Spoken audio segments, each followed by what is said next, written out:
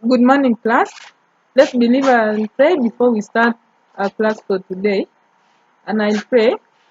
Father Almighty, we call upon you at this particular moment. We want to thank you for the gift of life that you have granted unto us. As we are going to begin today's class and to pray so that may be with us till the end. For I pray this short prayer, trusting and believing this name I pray. Amen. So today we are going to discuss about the early urbanization in Cairo. First, we see that Cairo is the capital city of Egypt. So we'll start by looking at the factors that led to the urbanization of Cairo. First point is the first point is about the Nile River. So we are told that the Nile River provided water for domestic use and was also a means of transport. The second point, availability of water for irrigation, which increased food irrigation. Availability of water for irrigation, which increased food production. We find that people in Cairo grew various crops such as barley, wheat, millet, and even maize. So these people, they they irrigated their crops using water which was from the Nile River. And as a result, there were surplus production of these food crops. The third point is the industrial development. And we see that the industries attracted migrants from rural areas. Industrial development which attracted migrants from rural areas. So for Cairo to grow as an urban center, we are told that they we are told about the industrial development. And so many industries developed. And so people from rural areas were attracted and they just decided to migrate to the city so that they can live there and also engage in various businesses. Because we find that these industries, maybe there are industries for food production. And so when these people moved from rural areas to the urban center, which is Cairo, they started engaging in various businesses. And so as they interacted, we find that they interacted through trade, and so many industries grew which employed many people. And as a result of that, Cairo grew as an early urban center. Again, we find another factor that led to the growth of Cairo is the fertile Nile Valley. So this valley had adequate rainfall and the river always carried silt which it deposited downstream to provide which it was deposited downstream. About the fertile Nile Valley. So along this valley we find that there was adequate rainfall, and so this river always carried silt which it deposited downstream. So you find that this silt, some people came and took this silt and used it for construction elsewhere. Maybe they went and constructed the centers, the houses, and as a result of this, we find that Cairo grew as an early urban center. The Suez Canal, which was opened in 1869, also opened a new trade route which encouraged the arrival of thousands of Europeans. So, this Suez Canal, which was opened in 1869, we are told that Europeans entered this city, Cairo, and we are told that when Europeans were entering this city, they had various aims or objectives that they needed to achieve. First, these Europeans came as traders, so they came to Cairo, which were using the Suez Canal. So you was for them to reach Cairo, they had to use the Suez Canal so they can reach Cairo so that they can be able to to sell their products or to engage in other trading activities with the people around there.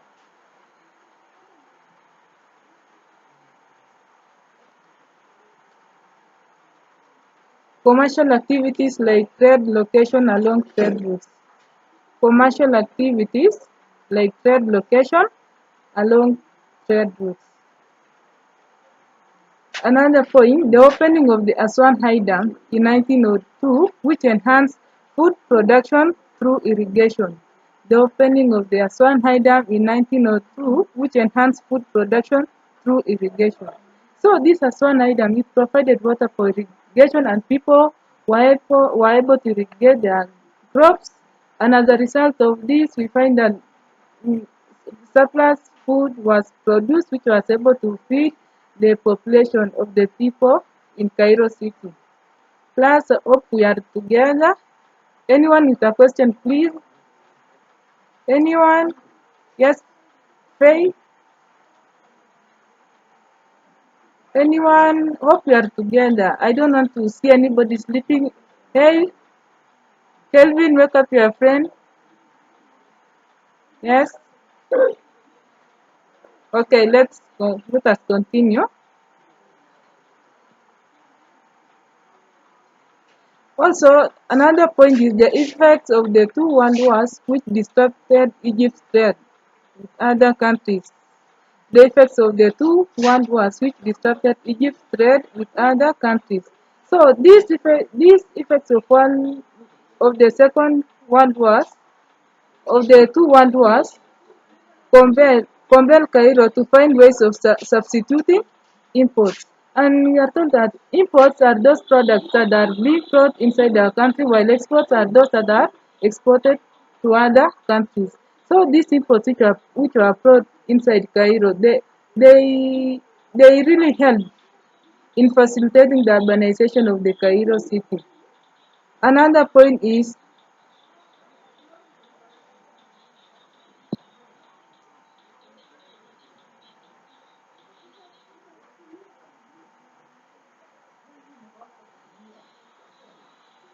Another point, Cairo is a cultural center being home to treasures preserved from the early Egyptian civilization and Islamic culture in their museums.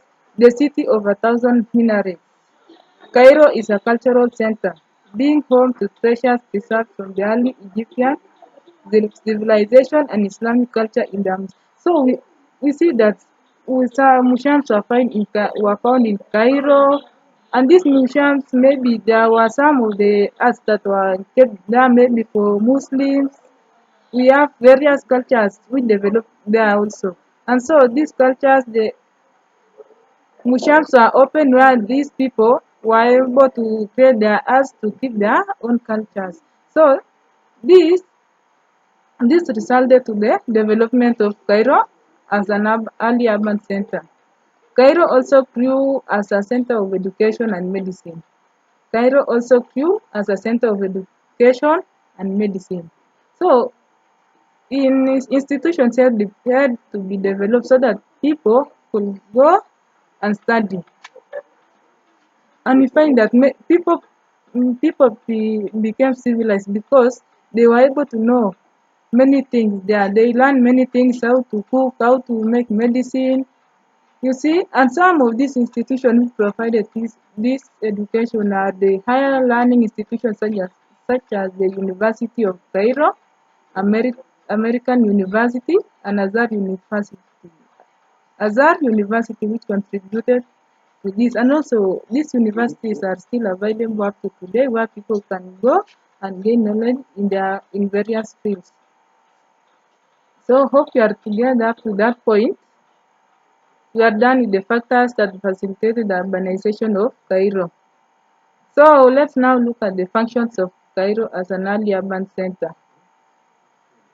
It was a national capital and a political center of the Arab world. It was a national capital and a political center of the Arab world.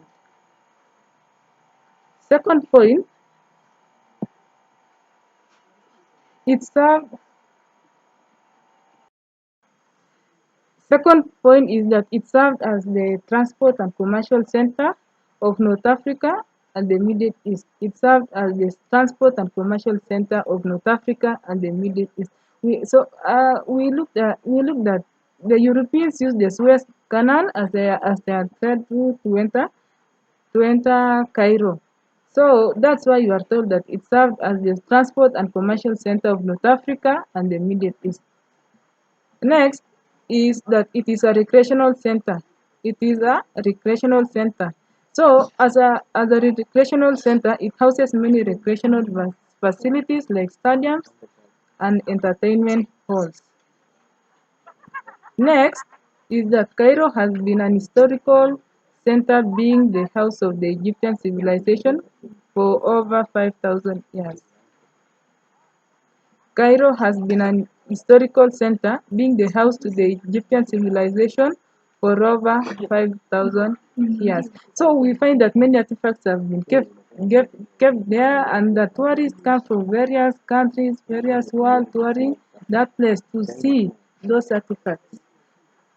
Next point is that Cairo served as an industrial center. We are told that industries developed in Cairo, and so many of these developed during the industrialization process. Many industries are developed were examples of the food industries, because we are told that people in Cairo grew various crops such as barley, onions, millet, and so as a result of this, food industries developed. Yes, those are the functions of Cairo. So we have already looked at the factors that led to the urbanization of Cairo and also the functions of Cairo. And we have let us first review about the factors. We have said that Cairo ruled as a center of education and medicine. Another one, we have said that Cairo was a cultural center, being home to treasures preserved from the Egyptian civilization, and also the effects of the two world wars also led to the development of Cairo as an early urban center, and also the opening of the Aswan High Dam. And another one is the commercial activities like trade location along trade routes and the Suez Canal, which opened a new trade route, which encouraged the arrival of the thousands of Europeans. And we have also looked at the availability of water for irrigation, which was provided by the Nile Valley and also the Aswan High Dam. And also the fertile Nile Valley. We have said that the fertile Nile Valley received adequate rainfall, which facilitated the growing of various crops, thus leading to the growth of Cairo as an early urban center. And also, we have also discussed about the functions of Cairo.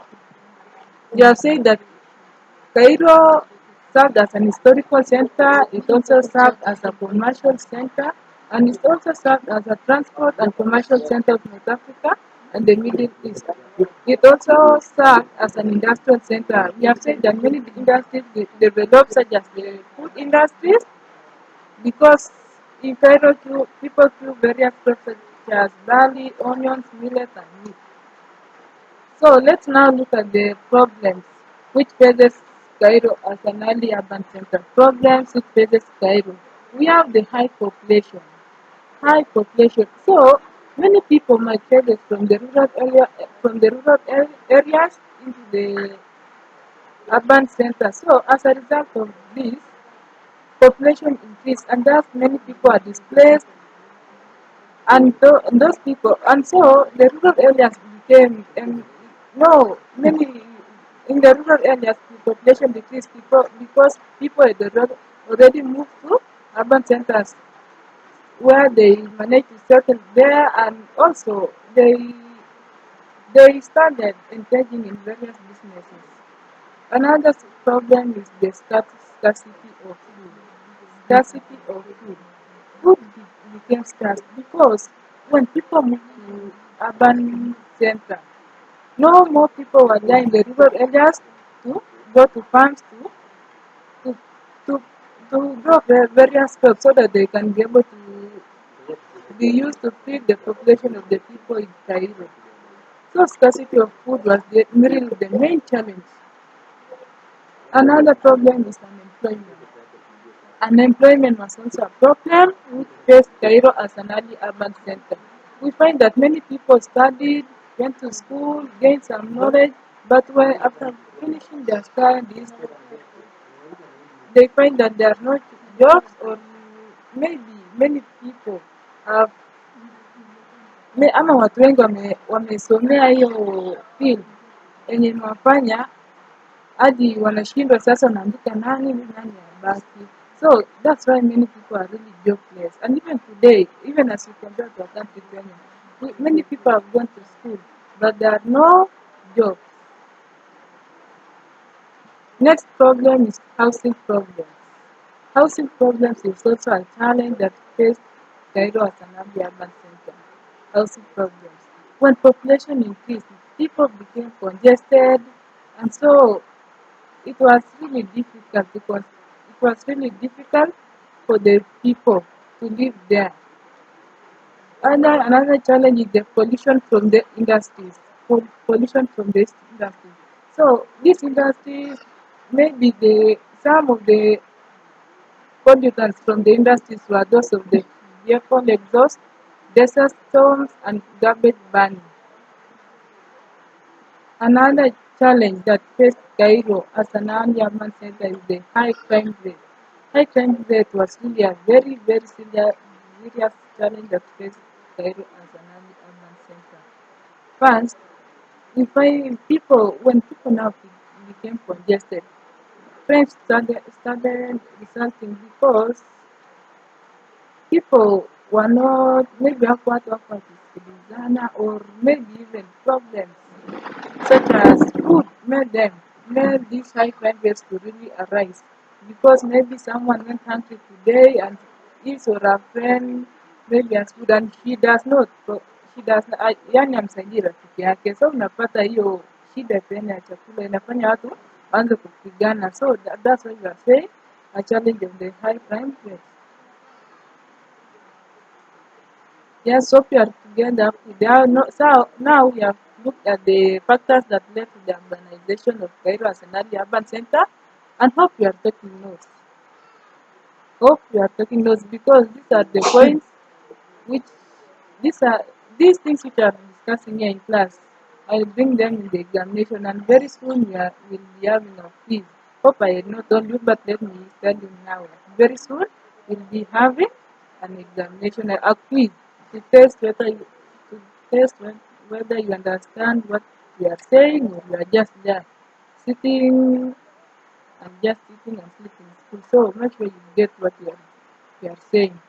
So I was saying that we are going through the factors that led to the development of Cairo as an early urban center, and also the functions of Cairo as an early urban center, and also we have looked at the problems, and we have said that some of these problems that Cairo faced were the high population, and we've already said that people migrated from the rural areas and settled in the urban centers, thus resulting to increased high population, scarcity of food.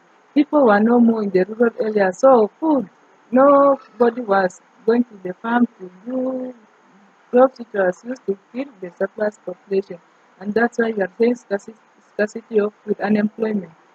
And if many people were jobless, and as a result of this, many people end up becoming becoming not even people decided just to stay at home so that they can be just going to farm doing the other business rather than going to school and later on you are not employed you just come and become jobless.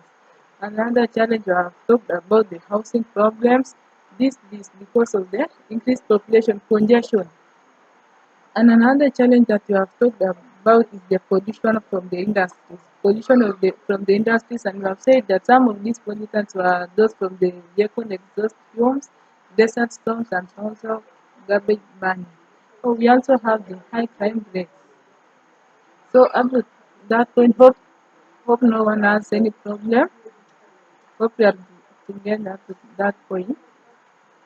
Any question? Yes, I can see my friend there raising her hand. Kindly air out your question. Yes. Yes, she's asking that my friend there has asked me about the population of Cairo. But I'm not sure about the population density of Cairo city. Maybe I'll go and do research and then I'll come and tell you later. So let's now look at the solutions to the problems facing Cairo. solutions to the problems facing Cairo. And as you have said, let nobody of you get confused here. We have discussed about the problem. So when you are told to discuss about the solutions about those problems, what will you do so that those problems may be avoided or may end? Huh? Hope you are together, please. I don't want anybody to get confused. So let's now look at the solutions to the problems facing Cairo and make sure you are taking note of these points. They are very important. Solutions to the problems facing Cairo. We have the problem of the food, scarcity of food, which we have already talked. And how will this problem be solved? We are told that this shortage is being tackled through reclaiming land for agriculture. Through reclaiming land for agriculture. So there's one item provides water for irrigation. Solutions to this problem of the scarcity. What should people do so that this problem should be avoided or should end up? So one is to reclaim land for agriculture. At least the government should set aside the land which people should set the land aside for agriculture so that people may engage in farming activities and grow various crops. And so people from the urban center should also move to the rural areas and live there so that they can be able to go to the farm where they can be able to engage in farming activities, grow various crops that will help feed the surplus population of the people of Cairo. So after this land has been reclaimed, surely we will see that this challenge of scarcity of food will already be solved. And of course, we have said that Cairo is a place near the Nile River, and also we have the Aswan Highland. So when these people just decide to go back to agriculture in their rural areas, they know they not run shortage of water because water will be available. They will get water from the Nile Valley, which they will use it for irrigation. And even at least Cairo is really a very good city because you see, even during dry season, water is still available. The Nile River doesn't dry up. Huh? Really, that country is very good. And hope one day, one of maybe even me, one day I'll be to that country.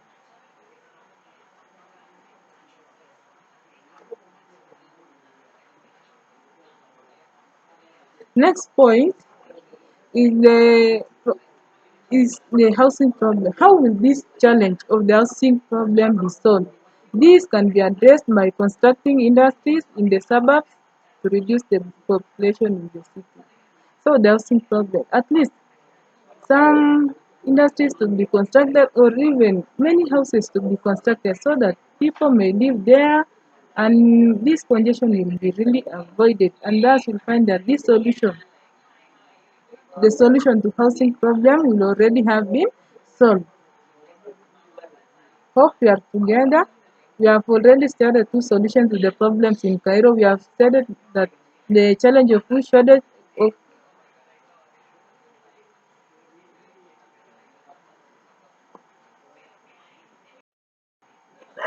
so we have said about how the challenge of food shortage will be solved. And we have also seen how the challenge to housing problem will be solved. Next point is about the traffic jams. How will this be solved? Traffic jams. Traffic jams have been eased through the launching of the Cairo Metro in 1987, which was Africa's first subway system, which served the Ramses station in the north and Helwan area in the south. It conveys 60% passengers per hour.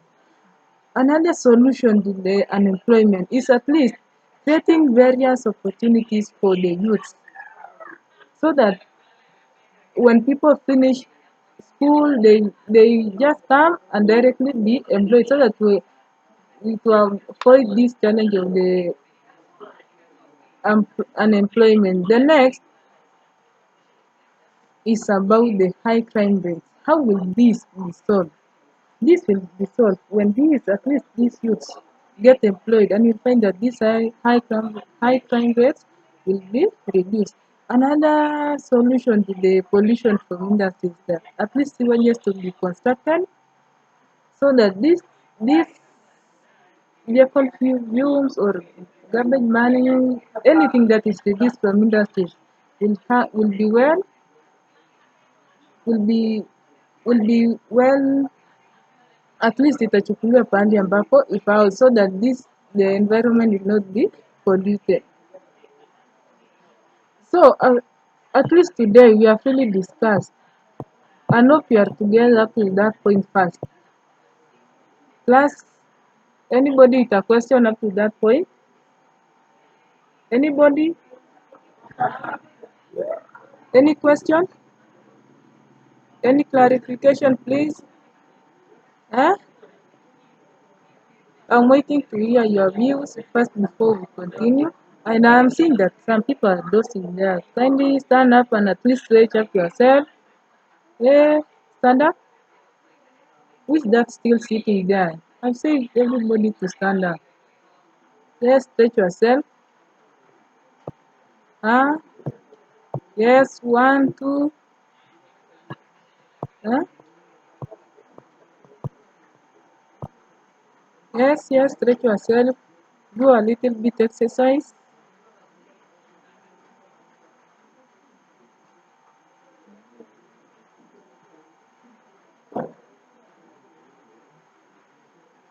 Yes. I'm seeing somebody is trying to sit down. Huh? I've not said that you sit down. Continue stretching yourself, doing some little exercise there. Yes. So I want to kindly you can have a seat. So okay. So today in this class, at least when we have learned about about urbanization in Cairo, other urbanizations such as Meroe, Kilwa urbanization, and also Nairobi, Johannesburg. It will be very easy for you to really capture this because all these the factors are related are the same as the factors that led to the growth of Kilwa as an early urban center. Also, factors the growth of Nairobi is also factors that led to the growth of Nairobi is also the same factors that led to the growth of Cairo as an early urban centers, and also the growth of Kilwa factors are also the same as the factors that we have looked at the that we have looked at the for the Cairo city. Now, so let me now take you through the summary of what we have planned today.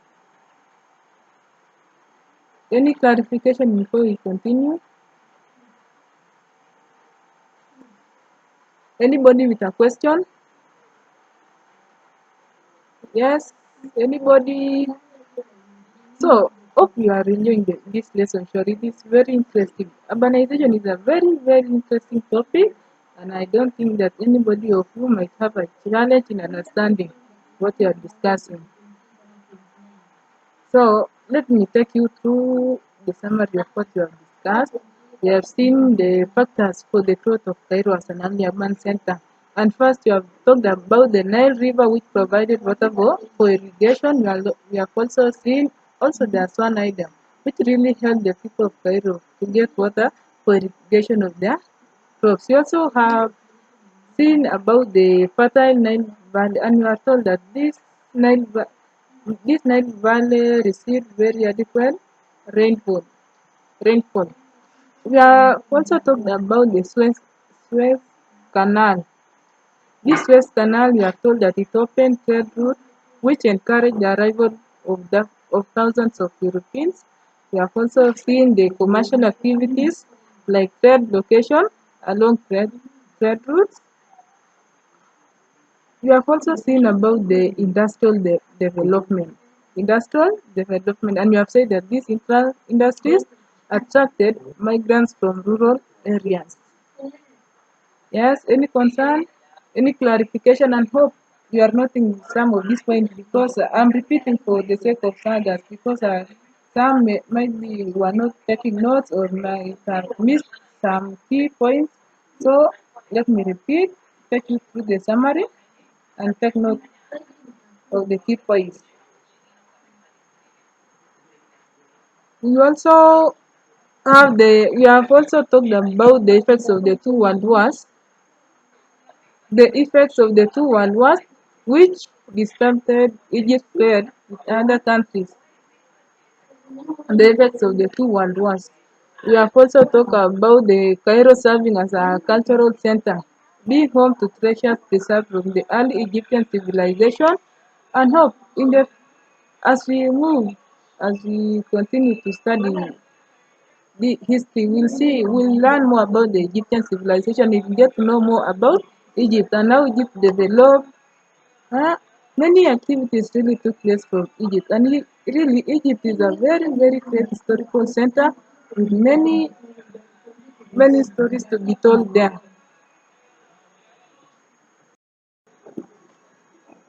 We have also talked about the Egypt.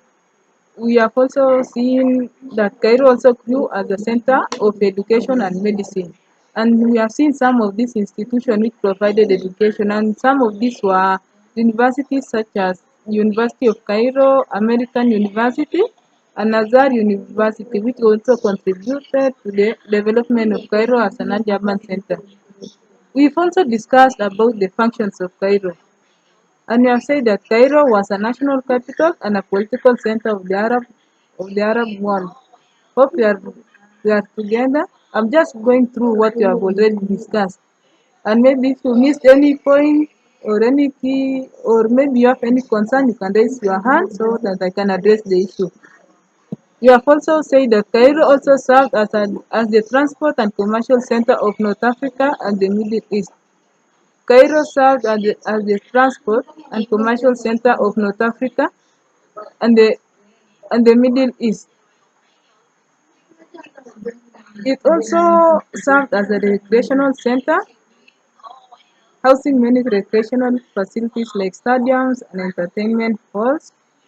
You are also told that Cairo has been an historical center, being the house to the Egyptian civilization for over 5,000 years. We also see that Cairo served as an industrial center, and we are told that many of these developed during the industrialization process. As already said, is that many industries developed such as the food production industry because people in Cairo mainly grew various crops such as barley, onions, and many others, to mention but just a few. Now let's now also now let's go to the problems that faced Cairo as an early urban center. Problems that faced Cairo as an early urban center. First, we have talked about the high population, and we said that people migrated from the rural areas to the urban areas where they came and settled, thus resulting to increased population. And as a result of this, as population increased, also there were congestion because there were few houses which could house these people. The other challenge that we have seen is about the scarcity of food. So many people moved from rural areas, and so there were no people in those rural areas who could participate in agricultural activities, thus resulting to this shortage of food. We have also talked about the unemployment opportunities. Many people became jobless. We have also looked at the pollution from the industries, and some of these pollutants from the industries were the vehicle exhaust fumes, desert storms, and garbage burning. We have also looked at the high crime rates, and as these high crime rates resulted because many people are not employed, and thus people went on doing what? Fighting each other, stealing from others, thus resulting to these high crime rates. So we have also looked at some of the solutions. So after looking at these problems, We went on and looked at how these problems will be solved. And first, we say that the challenge of food shortage, how will it be solved? Anybody? Let me a question to the class, please. We have already talked about the solutions to these problems, and we have said some of these problems are the scarcity of food, food shortage, scarcity of food, which is also the same as the food shortage. We have the housing problems, pollution from the industries. Eh? Anybody? Kindly, anybody who can help us know about the solutions to these problems facing Cairo as an early urban center. Anybody, class? Kindly, anybody who can try.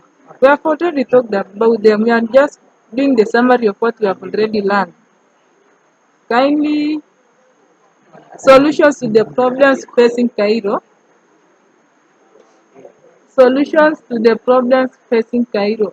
First, we already said that the problem of food shortage, how will it be solved? We say that this problem will be solved through reclaiming land for agriculture, and we say that this can be done by the government by setting aside land that can be used for agriculture, because already water is available there. We have the Nile River and the Swan Dam, which can which can provide water for irrigation for these crops being grown there. Also, the challenge of the housing problem. We have already talked the challenge of the housing problem. How will this challenge how will this challenge be overcome? Who can try, please? Anybody? We have said that this challenge can be addressed by constructing industries in the suburbs to reduce the population in the city. Also, the problem of the traffic jams. This, we have already said that this can be eased through the launching of the Cairo Metro in 1980. This we are told that this challenge has already been solved. And how has this challenge been solved? We are told that this challenge was solved by launching of the Cairo Metro in 1987, which was Africa's first subway system, which served the Ramses station in the north and Helwan area to the south. It conveys 60,000 passengers per hour. Class, that's the end of our lesson. Maybe before we end it, kindly let me ask anybody who has a question, or maybe I can ask any question to the class if none of you have asked a question to ask. And one of the questions that I can ask is, who is in Cairo is the capital city for which country? Cairo is the capital city for which country? Anybody? Cairo. Yes, correct. She has said that Cairo is the capital city for Egypt. That's good. I like those people who are really trying. Try to talk in class. Yeah? So, and remember, I've already told you that we'll be having a quiz before the end of this month. And this quiz will just be about what you have already discussed. So make sure at your own free time, you go and discuss, review what you have already learned. Okay, hope you are getting it right. So before we end our class, may I ask one of you, any volunteer to pray for us? Anybody? If there is none, I can just pray. Then next time, at least you prepare yourself. What the class prepare, please make sure that you write the names for those people who will be leading us during our lesson, before we start and at the end of the lesson. So I pray. And Almighty, we come upon your this particular moment. God, to thank you for you have helped us since when we started our lesson up to this particular moment when we have come to an end. And help us as we are going to break to our various places, Father. Lead us and also lead us. So I pray this short prayer, trust can believe, just then I pray. Amen. And so before I forget, I will give you an assignment which is on page 106. That you go and look at that assignment, and before the end of this day, kindly the class prepared. Make sure you bring for me the exercise book so that I can check. I can look at what you have already done. So, any concern before I close the lesson? Anybody with a clarification? So if there is none, kindly enjoy your day and also remember to do the assignment before the end of this day. Thank you so much. Bye. Let's meet in our next class. Thank you.